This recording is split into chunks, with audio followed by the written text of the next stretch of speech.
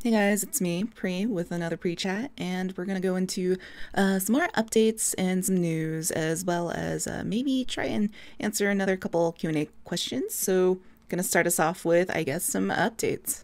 So, I guess what has been going on? So, what's been going on is, as some of you already know, Chris was in the hospital for quite some time, and he seems to be recuperating a lot better. He's recovering. He's been at home for quite some time and then healed up. Now he's back at work, doing the whole game dev thing. He hasn't had any further incidents and he's been seeing his doctor regularly, trying to figure out, preventative care and stuff like that. But what I do want to mention is that we were definitely hit with some hefty bills after the whole hospitalization thing.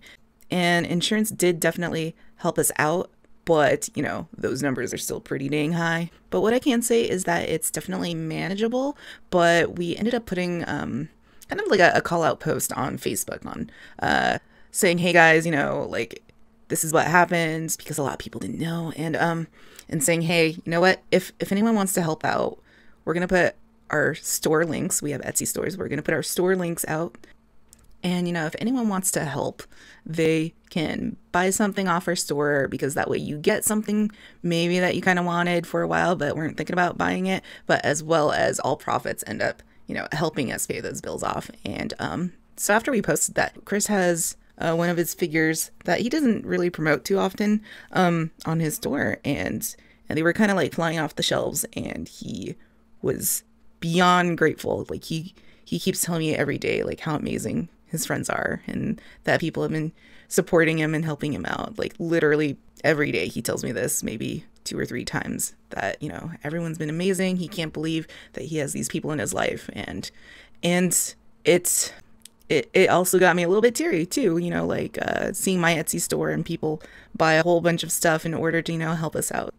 So I just want to say, for those who went ahead and bought stuff off of our Etsy stores, thank you so much. We really really do deeply appreciate that we have people like you in our lives. And whew, and like even those who didn't buy things, but like who had reached out and asked us, if there was anything that they could do for us. Some people just like went and gave us rides when we needed it, or went ahead and took some errands off our plate so we wouldn't have to deal with things, and just worry about taking care of Chris and things like that. You guys have been amazing, and thank you so much. And I'm gonna I'm gonna talk about something else now, but so I can shake these feelings off. Anyway, I feel warm and fuzzy. I feel warm and fuzzy, guys. Thanks for helping. And Chris is doing a lot better, so I just want to bring that up. And if there's anyone who actually listens to these, I'll post the Etsy links down below if you haven't heard anything on the social media about it and want to help out as well. But yeah, let's let's move on before I get super sappy and cheesy on here. Okay, so whew. In other news, mentioned I wanted to do this thing called the broadcast. It would be me and two other female game devs talking about whatever we want to talk about. It could be about game development or the industry or art, or it could just be about the dumbest shit you've ever heard. Like we like to talk about whatever latest games we were playing and who's the best bang in a BioWare game, or what Korean dramas have you been watching lately, or what anime has been like the bomb, or whatever. Man, the bomb, I just aged myself. Okay, whatever, what the fuck ever. So anyway, we might be doing the broadcast while we're playing a co-op game, or we might be doing it while I'm doing art. It kind of depends on the mood we're in, but we're trying to shoot for Monday evening. That would be Monday, October 14th, probably sometime after like between 7 or 8 p.m. Pacific Standard Time. Keep that on your calendar, hopefully, if you want to check out that Twitch stream. I will also be posting it whenever we are about to start. But if all goes well, if everyone is down for it and, doesn't have something else they gotta do, then hopefully we can start our very first episode of that. And it might be entertaining, or it could be totally horrible, but, I think at least it's going to be fun to do. So yeah, I hope you guys join me on that. Okay, so on to the Q&A. So we have a question here that says, do you have any industry or freelance horror stories? So I'm gonna be a little bit vague here. So these stories could either be, my stories, Chris's stories, or other people I know who have told me that this has happened to them before. And the reason I'm keeping it vague is you probably heard of the whole term blacklisted.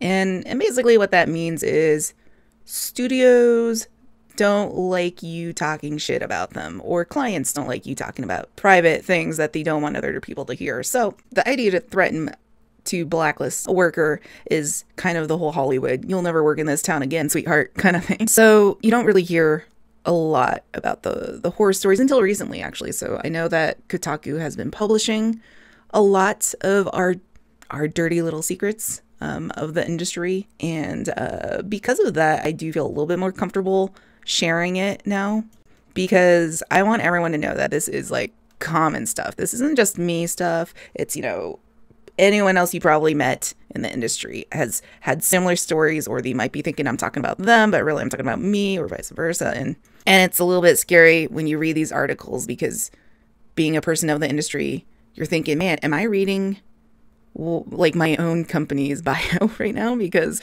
this sounds just like the place I'm working at, kind of thing. And it's not, definitely not all companies are like that, but they're common enough that I feel like you are damn lucky if you have worked in this industry for more than 5 years and not experienced any of these things. But anyway, keeping it vague, freelance-wise, Chris and I have both experienced things like clients not wanting to pay us after a delivery. Can be anywhere from hundreds to thousands of dollars that, you know, suddenly they're like, oh, by the way, I'm not giving you money. And you can't really do anything about it, because taking legal action will require you more money, and usually those people might have more resources or more money to hire better lawyers. And so you kind of like are this victim of, I'm too poor to try to fight to get my money back. A lot of it is like, well, I guess I just won't work for them anymore. And so that kind of happens. And there's definitely freelancers who have experienced that, and some people get really soured about it. But I would say just be careful, try to get your contracts going, and best thing to do is just do freelance through clients that have a decent reputation from other freelancers. So protect yourself through your network is what I guess I'm saying through that. Another thing is, I can't say for Chris, but I definitely have had very awkward clients. And when I say awkward, I mean just socially not there.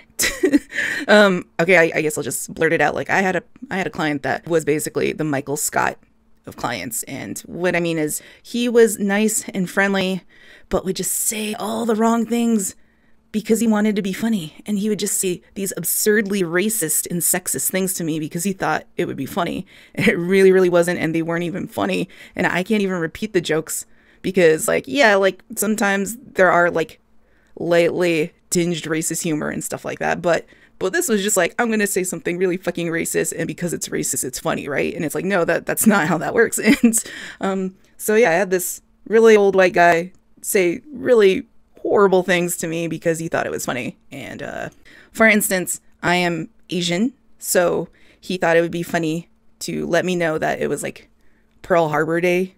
And I don't remember fully what the joke was, but it was fucked up. And so I'll just leave it at that. And he's not the only one. I had some other clients that were kind of in the same boat. But yeah, I've had people who just didn't know how to socially handle themselves, and I tried to work with them because I needed the money, and but decided not to work with them anymore because it just felt so uncomfortable. In the industry, kind of the same thing, but a little more scary. I can't speak for Chris, but I have had coworkers that have had like mental health issues and things like that, as well as other friends who've experienced the same thing, where they've had coworkers who have very threatening and violent aggression issues, where, you know, security in the building had to be involved in things like that, where someone can't handle criticism to where they get violent and things like that. So violence has never been towards me, but I've had people threaten me before, and other coworkers before. And I guess another thing I can briefly go over would be crunch culture. You probably heard it before, but what crunch culture is and what it means is basically there are deadlines or milestones in production of video games where you basically can't miss, that you absolutely need to deliver for one reason or another. It could be for finances, like maybe you are trying to deliver to the publisher and things like that. And if you don't want to cause bad blood and lose your funding, or maybe it could be even just launch, whether the launch can be a marketing launch to announce your game, or it can be the actual release of your game. You don't want bad publicity, but either way, crunch exists. And what happens is that workers are either straight up asked, or it's just kind of implied that they would work overtime, usually without any sort of compensation. So typically you would get paid 40 hours a week, but let's say it's a crunch month, then you would get paid, 40 hours each week, but you don't get paid for the other 20 hours that you do extra per week. So there's been a lot of labor issues dealing with that. A lot of people talking about unionizing and things like that. But either way, I mean, it's definitely, I guess, something to add to the whole horror story thing. But my story, Chris's story, everyone's story is like fairly common. So I don't want to sound like I'm desensitized by it, but in a way I am. It does sort of feel like this is how things are, and it sucks. But I mean, yeah, it just kind of feels like, oh, this is how things are. So the terrible things that have recently been, again, publicized in journalism, which has been great. It's one of those dirty kept secrets that we've not talked about, is, the crunch culture, the layoffs, people getting laid off with just, an hour's notice and, pack up your stuff and leave, or people being laid off right after going out to lunch or going on vacation, people getting laid off on freaking April Fool's Day. And some people hear about the whole Telltale and Bioware stuff, people getting laid off with no severance. I'm familiar with that as well. I mean, not all companies do it. Not all companies are like crunch, like whatever. But it's fairly common to where I'd be very, very surprised if anyone who had more than 5 years in this industry didn't experience that. I know now that it's been publicized, a lot of companies are trying to take action into avoiding that. Cool thing is, when those layoffs happen, it spurs a lot of indie company. A lot of people are like, I'm going to make my own company then, and I'm going to make sure these things don't happen. So there's been a movement to try and prevent that. So that's been pretty cool. But yes, in the past, it was a frequent thing that me and several other people have experienced constantly. I guess one last thing to talk about would be like sexual harassment. That is something that does happen. Unfortunately, I mean, luckily, I don't think I've experienced that in my career, but it's hard to say because sometimes like that stuff happens without your knowledge. Like I've overheard guys talk about wanting to hire a candidate just simply because she was hot or something, or because she was single. I guess one thing I remember was it actually happened to a former coworker of mine. One of the very, very, very, I was working for a pretty large company, and very extremely upper management had started to try to, like, I guess, pursue her. Would sort of like nonchalantly ask her to dinner to talk about work and stuff like that. But it was very clear to me and some other workers around her that he wanted to, whatever, hook up. And she was having a hard time rejecting him basically because of the push, like the position differences. So, because she's like, well, I don't want to get in trouble by declining him. So she kept trying to make all these excuses. Oh, like I'm really busy on that night. And then he was like, oh, well, what about this night, and blah, blah. And it was super awkward. He kept pursuing her, and she was like running out of reasons to politely say no, without wanting to feel like she would get in trouble for it, or there would be any like repercussions for it. I remember there was one female manager on our team, and she was great. And she noticed this happening and kind of whisked that coworker away, saying, hey, we have a meeting, you're late to it. And she's like, oh yeah, okay. That was the end of that, to kind of stop that. But it was like pretty horrifying and kind of scary to watch this go on, and everyone feeling like they couldn't do anything about it. Even like our male coworkers were like really scared to say anything because they didn't want to get in trouble with that VIP person. But yeah, what I will say is I don't know what happened to that manager, but at least the coworker was safe, and that she had a lot of people that had her back, not just female managers, but also male managers didn't like what had happened.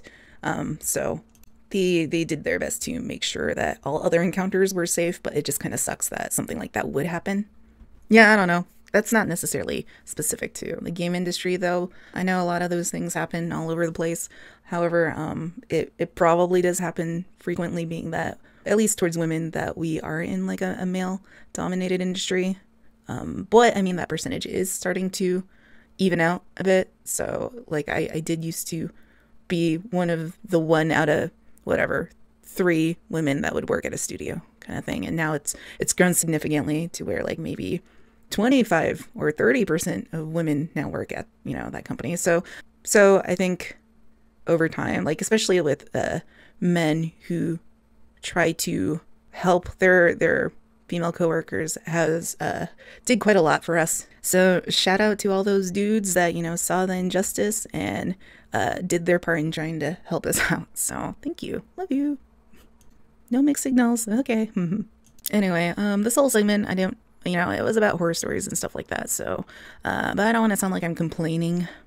There has been like a lot of shitty moments that both Chris and I have experienced in our 10 to 15 years working in this industry, but we've also experienced some amazing things, met amazing people, worked on awesome projects. We've learned and grew so much. So what I will say is it's not all bad, but it can be better. And being in the industry so long, it has gotten better. We're not there yet, but I've been able to at least see the progress. And so it makes me excited for those who start to get into it and stuff, that I hope that they don't have to experience the types of things that I have had to experience, but or at least not too often. I do hope that people who are into games learn more about the problems and try to make companies and publishers and things like that more accountable for these issues, because game developers are passionate people. So it's pretty easy to kind of take advantage of people who are passionate. So any outside help, I guess, to help us recognize those issues and make the rest of the public kind of be aware of it is, I don't know, it's like heartwarming, I guess. Oh god, I'm getting cheesy again. Anyway, I've gone on too long, so I guess we'll leave the next question for the next episode. But yeah, thanks for listening and thanks for watching. Again, feel free to hit me up on Facebook or on Twitter, or write in the comments if you have any questions that you want me to go over in a Q&A. Also, quick announcement. I had mentioned me and Chris's Etsy stores. I'll send some links down below in the description, but got some new items on my store, at least some new trading cards and stuff like that. And Chris has his dope-ass figure if you want to check that out. Alright guys, peace out, or pre-out, or I don't know. I had a thing going. I sounded cool for a second, or at least in my head I sounded cool, but now I couldn't decide between pre or peace out. Fuck.